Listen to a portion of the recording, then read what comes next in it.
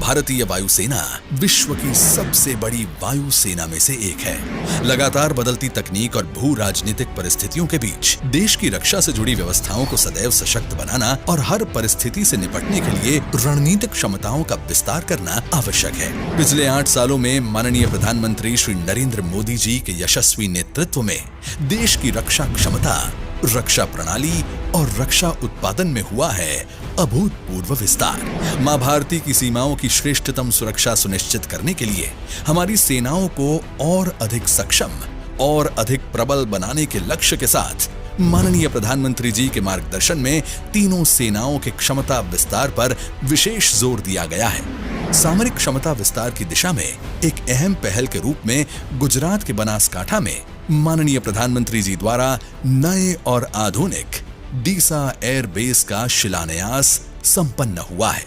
बनासकांठा में विकसित होने वाला ये एयर बेस देश की वायु सीमाओं की सुरक्षा को मजबूती देने के लिए रणनीतिक रूप से महत्वपूर्ण है।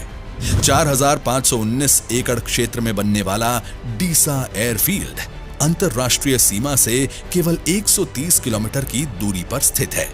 इसके निर्माण से गुजरात के आसपास के क्षेत्र में एयर बेसिस के बीच 355 किलोमीटर की दूरी कम हो जाएगी, जिससे हमारे लड़ाकू विमानों की ऑपरेटिंग रेंज में बढ़ोतरी होगी और लड़ाई के वक्त रिस्पॉन्स टाइम में कमी आएगी। इसके बन जाने से देश की पश्चिमी सीमा पर एक साथ लैंड और सी ऑपरेशन करना संभव होगा। साथ ही अहमदाबाद, वडोदरा जैसे महत्वपूर्ण आर्थिक केंद्रों को मजबूत एयर डिफेंस मिलेगा। इस एयर बेस से उड़ान योजना के तहत उत्तर गुजरात की एयर कनेक्टिविटी में बढ़ोतरी होगी। डीसा से पूरे क्षेत्र के लिए संभावनाओं के द्वार खुलेंगे। कच्छ में आर्थिक तरक्की के नए मौके बनेंगे। स्थानीय लोगों के लिए रोजगार के अवसर बढ़ेंगे।